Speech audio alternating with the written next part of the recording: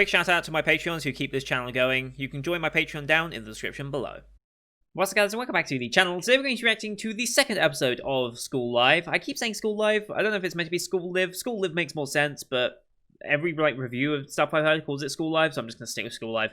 This one's titled Memories, and oh boy, I'm in love with this show because even though I kind of had an understanding of what the premise kind of was going in, like I knew this was not your typical slice of life, moe, cute girls doing cute things type show. I knew there was that darker twist to it, and I knew it would probably involve zombies. But even still, the way it was handled and the reveal at the end was brilliant.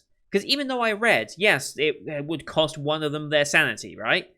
That has already robbed one girl of her sanity. I didn't expect that to be our main character, and that's how we perceive the world through her insanity and memory of things being well. Like, that really caught me off guard. I was like, oh damn. But there was like all these little inconsistent moments, and it's like people have pointed out some more that I'd even miss. It's like I got a fair few of them, but I didn't get all of them. Obviously, you had the main obvious barricade. You had them kind of stumbling around outside in the out in the field. You had broken windows. You had the howling of the wind as the dog barked, because all the windows were completely shattered and open. So of course you'd hear the wind as it blew through. It's like small little details like that are just incredible, and I assume we're going to continue with that because we've already revealed the surprise of the show, so I can only assume that throughout a lot of the show, we're going to be going in between the deluded fiction of what Yuki is thinking, and then we'll go and have a cut to reality. I'm curious as to how often they're switching between. If they're going to have it so that when we're following Yuki, our main protagonist, everything looks cheerful and normal, but as soon as we're looking at it from another character's perspective, it immediately goes back to the darker version. I'm curious to see how they handle the switching of those. That's my main interest right now, to see how they do this, because I'm sold on the premise, I'm sold on the characters, I'm in for this. I'm curious now to see how they actually decide to portray it from a long-term perspective. Because, yeah, you've used your big surprise moment. Now we're going to see how much you can use that to really build up the atmosphere of the show.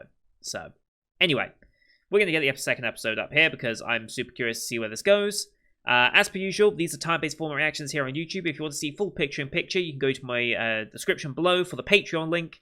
£4 a month gets you access to every single picture-in-picture show I do, which is these 4 requested Patreon shows, as well as the rest of the Winter 2021 lineup, and future lineups, of course, going forward. There is also extra tiers for getting shout-outs, like you saw at the beginning of this video, or getting your own requested show, although bear in mind, I'm not taking any more requested shows until next season. And then even then we'll see what those end up looking like, if any of my current Patreon supporters want to request another show into the season, things like that. So, here on YouTube, though, we stick to time-based format. Bottom left of the screen, you'll see the timer for the episode. I count down 3, 2, 1, play. Then on play, you start the episode, I start the episode, and we'll be in sync. We are watching this one on Crunchyroll, since that's where I can legally view it here in the UK. We have no intro logos or anything to begin with. We just fade into the episode, I believe. Yeah, we just fade into the episode.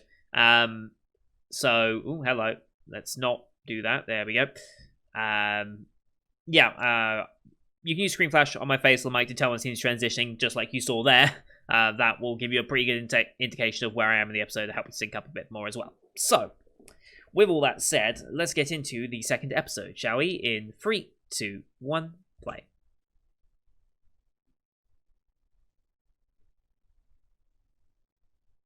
Ah, yes, when things were normal.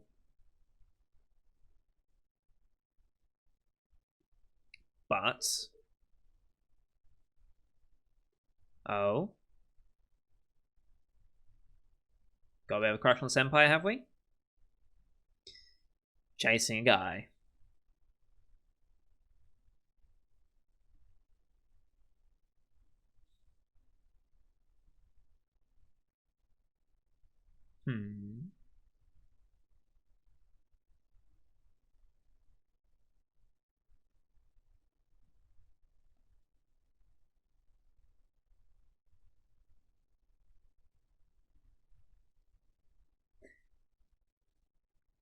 Well, that's unfortunate.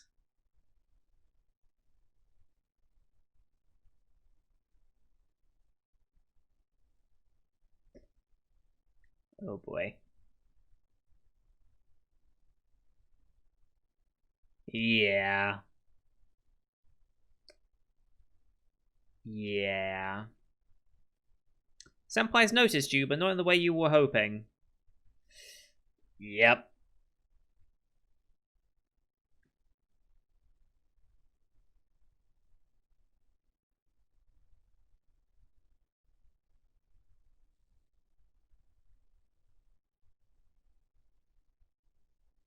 Oh boy. OP time.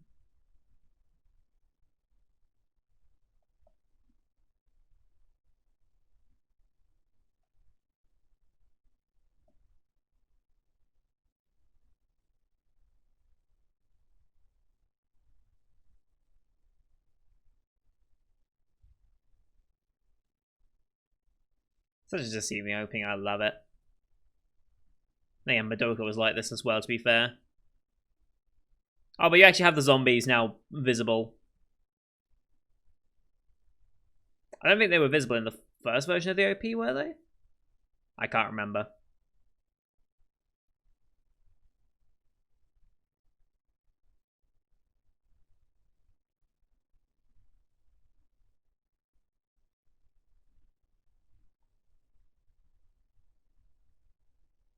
Yeah, I don't think they were there last time.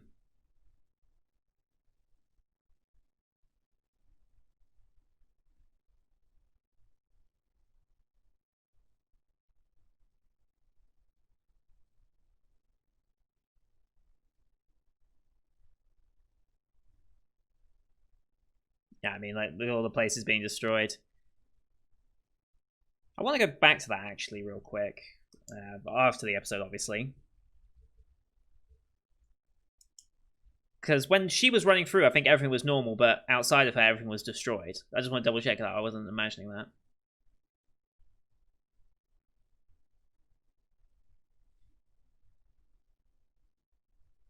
Late sleeper, as always.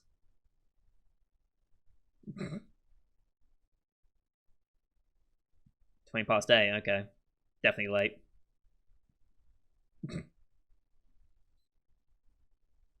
This is a ladle, it's not a tool to hit someone. Okay. Tell that to, what's the face from Chunibyo?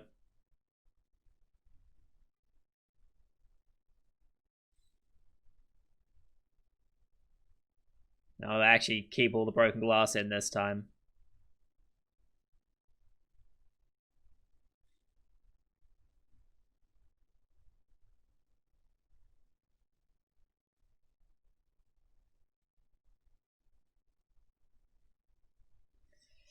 Yep. Emergency rations, vitamins.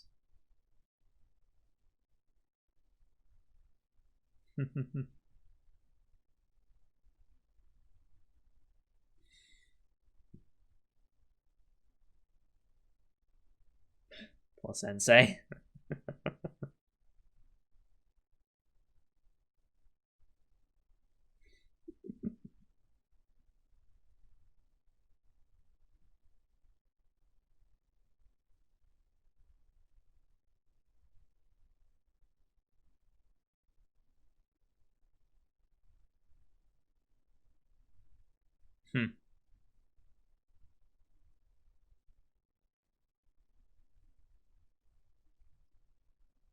Hmm. Definitely.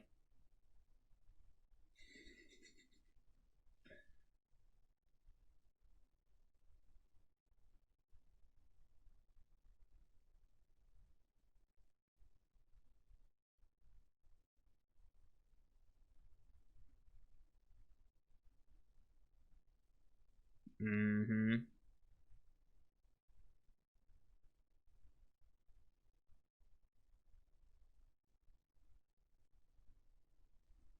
Mm.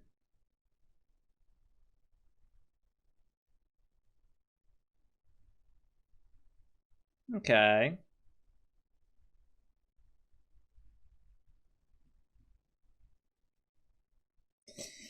when it will come tumbling down, inevitably.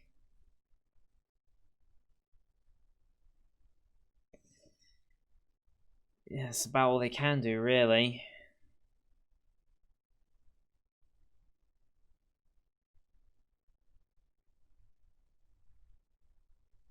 Mm-hmm.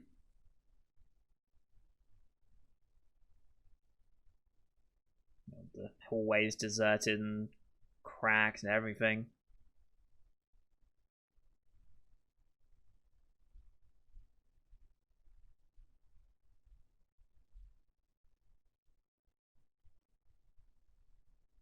Bit of a slip.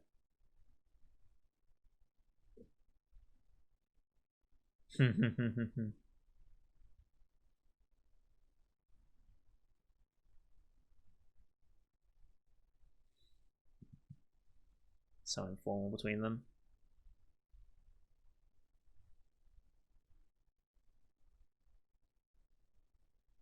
Taking inventory. How do we get more supplies, actually?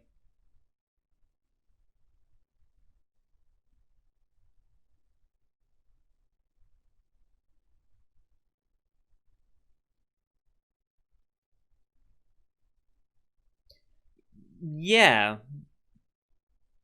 Almost like it was purposely made for this situation.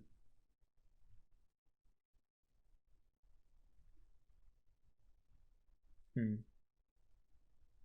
That, huh?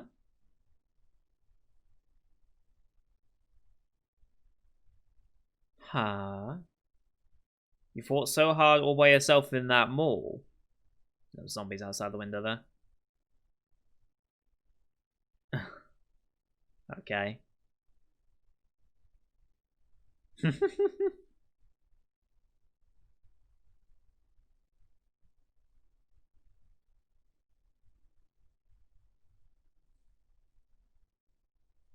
think it's kind of cute that they've got themselves drawn on their mugs. Hmm.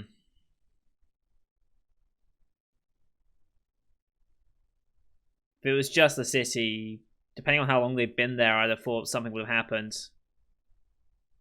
Yeah? I think you have to believe that, really. You can't. That'd be too much to spare if you think the whole world's gone, right?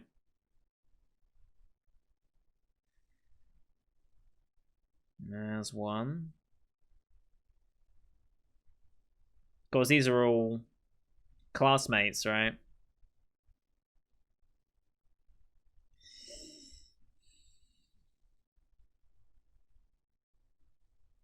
Hmm.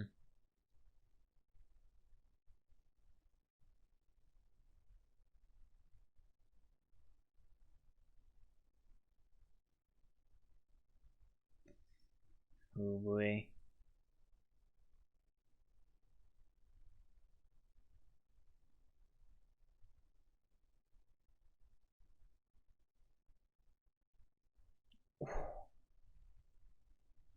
Phone goes down.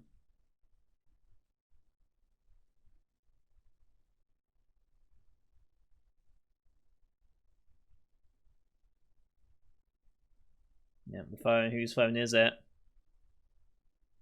Ooh, yeah. When they're school friends and mates that you've known for so long, can you actually do it?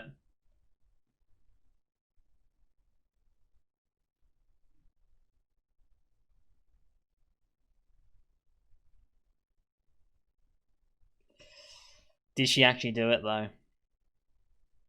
Hmm.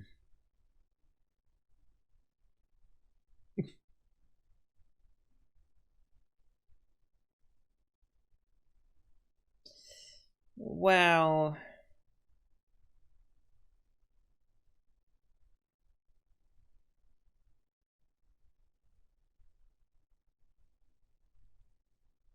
um, hmm.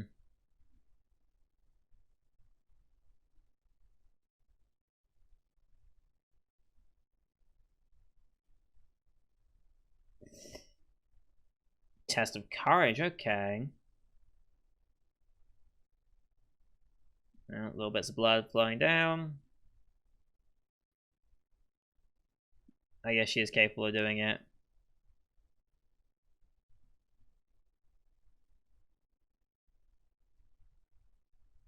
Hmm.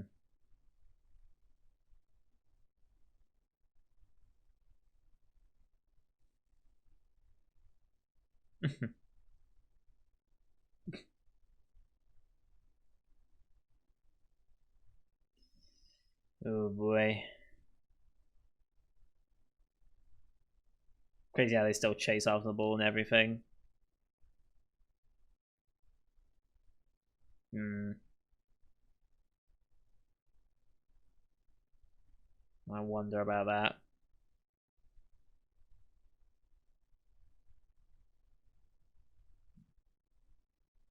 Hmm.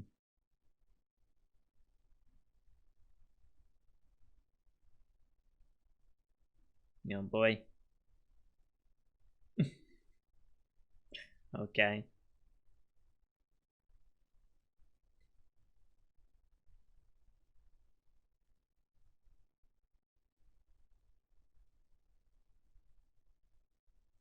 We really doing this? Okay.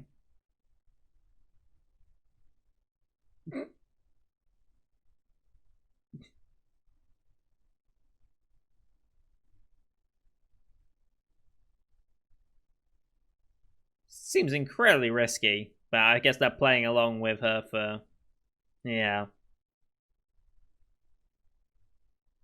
Right.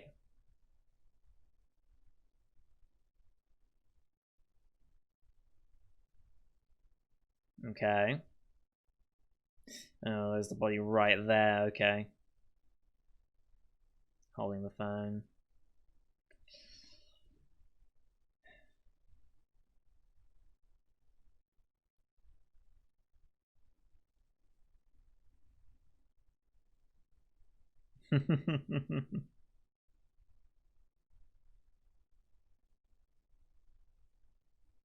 Less of them outside now.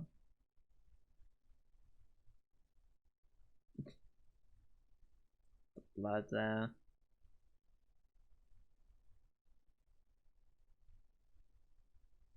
Do they still follow that sort of schedule?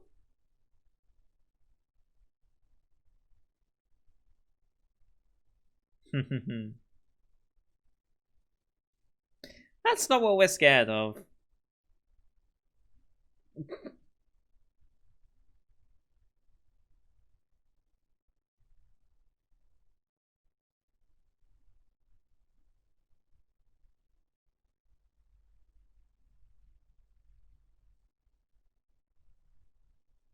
Mm-hmm.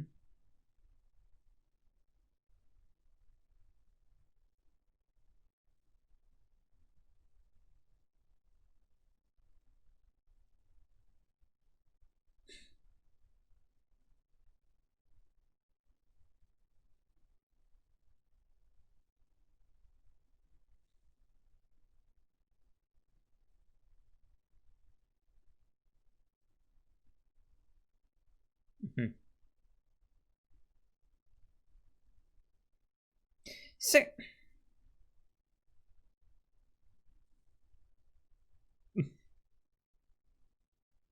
I have... Oh, hello.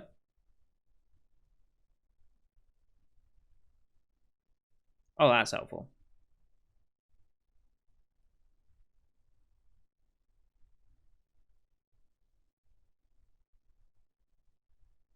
So they do have a bit of a store here. So this is where we've been having most of our supplies.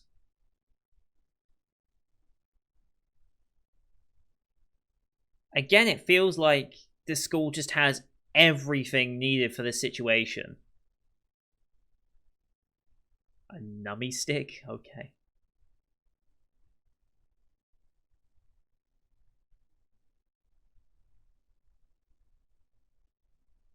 Hmm.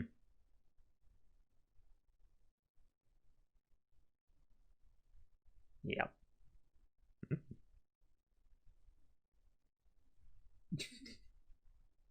Sure. Huge victory. Who's keeping an eye on the door? Did they say need to keep an eye on the door? Who's keeping an eye on the door?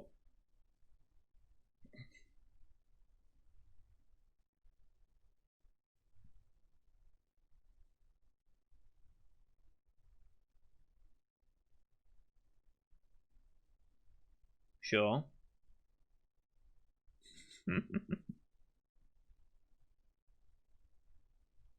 Just leave the money there for no one to attend.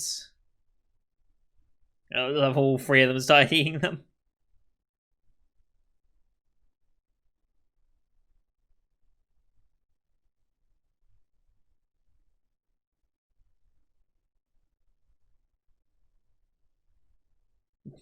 Still eating. Dog as well. Apparently they are. I want to look at what a nummy stick is. I've never heard of that in my life.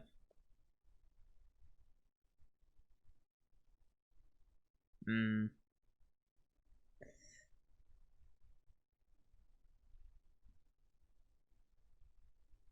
Hmm. Nope. Even scared. Uh, so dumb.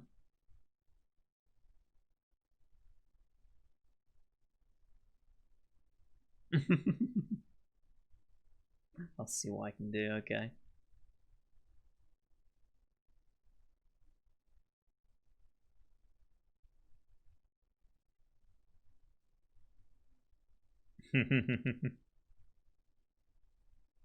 Yep.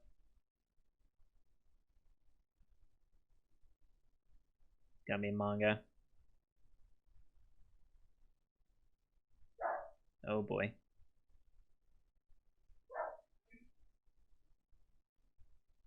Oh boy.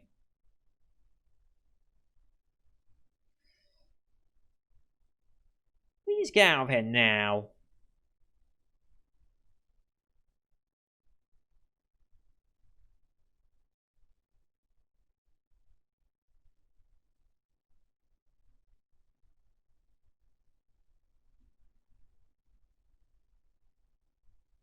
Oh boy.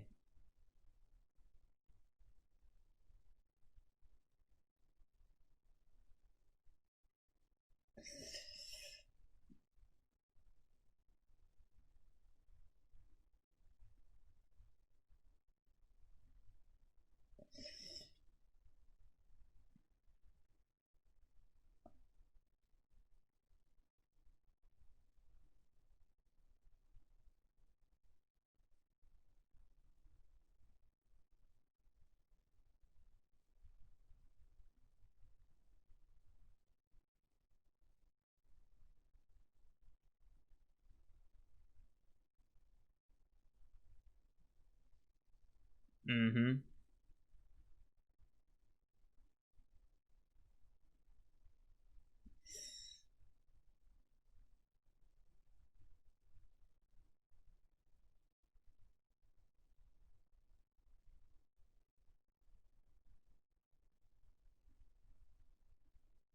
They're trying to draw it out. Then get it out of the library. Or at least enough so that you can come up and hit it in the back of the head.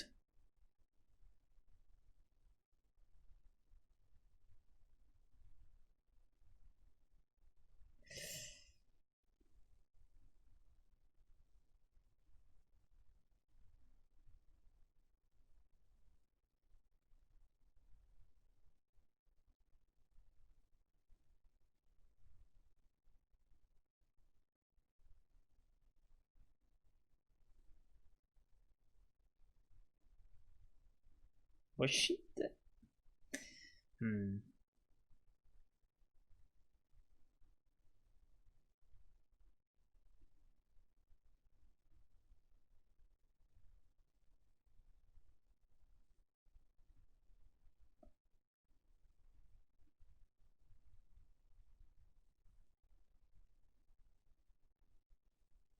Hmm. Let's not. Let's do a test of courage where it's literally just Ghost we have to worry about.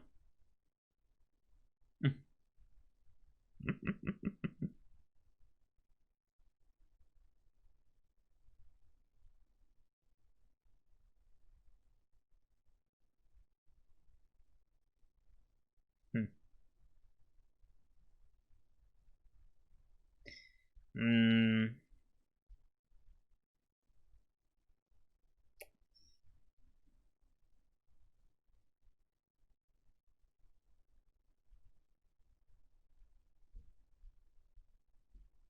Hmm.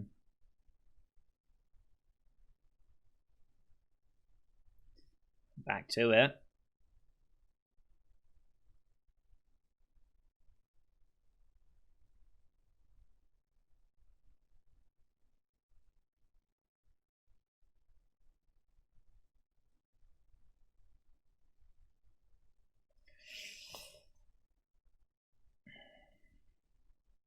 Every night, huh?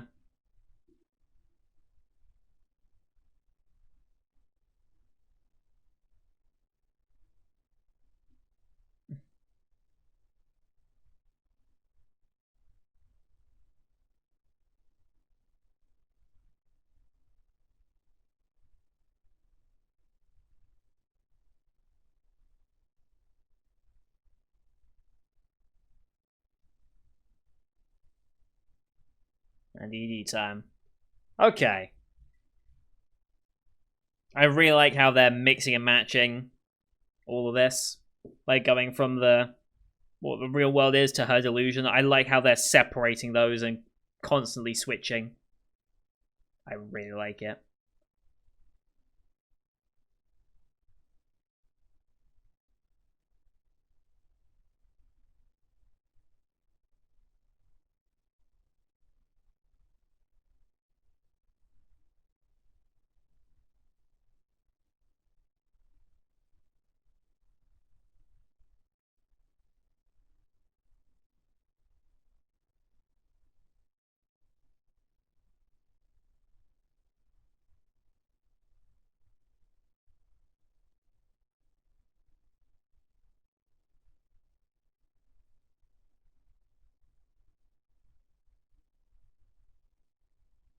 That destroyed looks like a destroyed mini. Destroyed buildings and yep.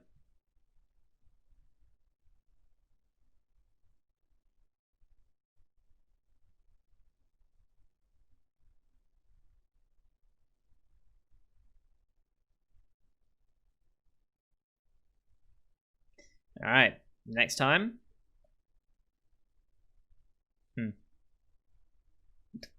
How about no? Shovel Sensei. That time. Okay. Oh, I love this show. I really, really love this show. So good. Okay, a couple things I did want to go back for. In the OP, when Yuki was walking past, where is it? Right here. About just before 3 minutes in. Yeah, jump looking at the sky. There's the balloons. Yeah, you can see like in her running animation in the OP, her everything that's inside her outline is all normal, and then everything outside is completely destroyed to show how, from her, she perceives everything as super fine, but everything else actually is completely destroyed. Such a nice little touch in that OP. Okay, I'm glad I did see that, and I wasn't just making that up. And also, I just want to look up what the hell a nummy stick is. I've never heard of that. What's a nummy stick?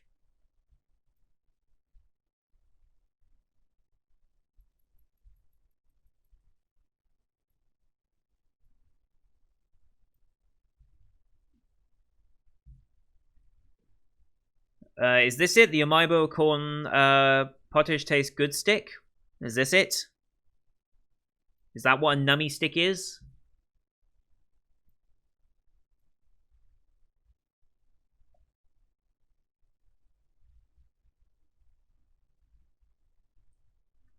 I assume that's what these are. I mean, it looks very similar in terms of design, so... So is it an Amiibo? Amiibo, or Delicious Stick, is a small puff cylindrical corn snack from Japan, produced by Ariska and sold by Yaukin. 10 yen? Is that it? They're worth 10 yen?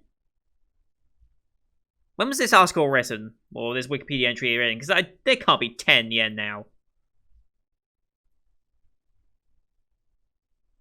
Are they really 10 yen each? So you could get a pack of 10 for what is a quid? I guess depending on their size, that's not so bad. I don't think you buy them individually, though, do you? Actually, no, you do buy them individually. They just showed it. You got mentai, corn potage, natto, cheese, teriyaki burger, salami, vegetable salad, chicken curry, tonkatsu sauce, shrimp and mayonnaise, takoyaki, chocolate, nori, beef tongue, sugar rusk, and rice dumplings zongzi. Holy shit, they have a lot of flavors. Monjo and apple pie ones in Tokyo, honey in Shizuoka, mentaiko from Kyushu, okonomiyaki from Kansai, and kiritampo from Akita. And a bunch of discontinued ones as well. They did an American hot dog one as well. Okay. Umaimon, Panon, Doraemon. Okay, that makes sense. There's a lot of these. Why do I get these in the UK, though? Where would I go about getting these? Other than, like, something like Amazon stuff. Is there really a store that carries these? Japan Candy Store, free shipping to the UK, apparently. These are socks, not foods. I want actual snacks, please. Ah, here they are. You can get a 5-piece set for $2.50. That's a bit more expensive than normal, but whatever. But yeah, they're all out of stock. They're just all out of stock right now. Okay. Great tasting stick in Japanese, and each piece shaped like a puffed rod. Yeah, a lot of them. Doesn't look like there's an actual UK seller.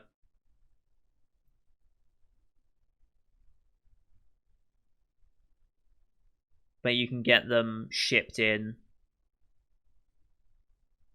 Okay. The cheese ones are 30p each, depending on how many you buy. If you buy like 100 of them, they're 20p each instead. But you have to buy at least 5 for it to be worth it. Yeah, makes sense. In stock in UK warehouse, okay. What other Umaibo can I get? Because I think, yeah, you can get like the Japanese Kit Kat flavors and stuff here as well. I'd love to try one of these. Like, there's a lot of these like Japanese snacks and stuff that I'd love to try. Like ramen. I'd like to try some ramen at one point. Or they have a chicken curry umaibo. There's a takoyaki and teriyaki burger one. Tonkatsu sauce. Sugar rusk. Yakitori. One of these days, I'm going to just order a bunch of Japanese products. And then just do like a video on them, I think. Because, man, there's a lot of good stuff out there that I really want to try. Almost certainly I'm not going to be a big fan of a lot of it, just because I am quite the fussy eater, honestly. But, okay, they're called umaibo. Got it. Nummy sticks. I mean, yeah, they're delicious. I suppose that makes sense. Anyway, yes, brilliant episode. Very much enjoyed that. Seeing the contrast between what the reality and her delusion, Yuki's delusion, is very, very interesting. I have a thinking... Like, here's the thing, though. With Megune, or Sensei. Sakura Sensei. I don't know if she's actually there. Like, her main interactions are with Yuki. And, like, I know, like, everyone else does... There was twice this episode where they did interact with Megane. And they said thank you or whatever to her. Miki seems apprehensive about doing it. So part of me wonders if Megane actually is there. Because especially in that shot, she was consoling Yuki as the zombie walked past. And then when she was discovered, Megane wasn't there. But then as soon as Yuki mentioned Megane, she suddenly appeared again. She seems to just come and go, like, in different places, like... And they said, all 4 of us are beyond the border, implying that there's only 4 of them to really worry about. Like, why are they not worried about Megane and what she's doing outside of the barricade? because she was outside the barricade before any of them. So something tells me Megane is not actually there. In which case, what the hell is Megane? Another bit of Yuki's imagination? A coping device, maybe? I don't know. Yeah, I don't think Megane is there. Hence why people talk over her and seem to ignore her, because they just forget she's there until Yuki specifically brings it up, and then they play along for the sake of Yuki. That's what I'm thinking is going on. I do wonder if Yuki's going to have a breakdown moment where she realizes what the truth is and her delusions kind of fall apart. I wonder if they're going to do something like that by the end. That would be pretty messed up, but also very, very entertaining if that ended up being the case.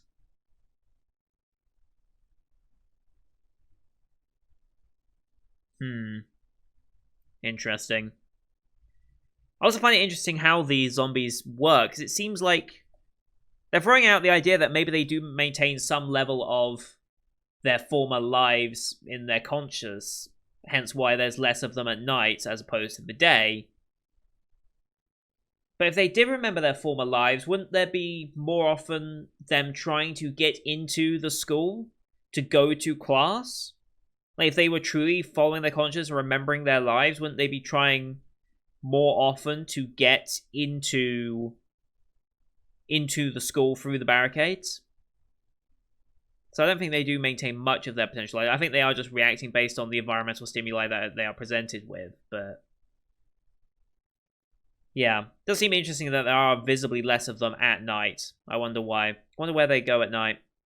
Also, what was that line about the mall? Where was that line? You fought so hard all by yourself in that mall. Interesting. So they were implying that they were somewhere else at some points.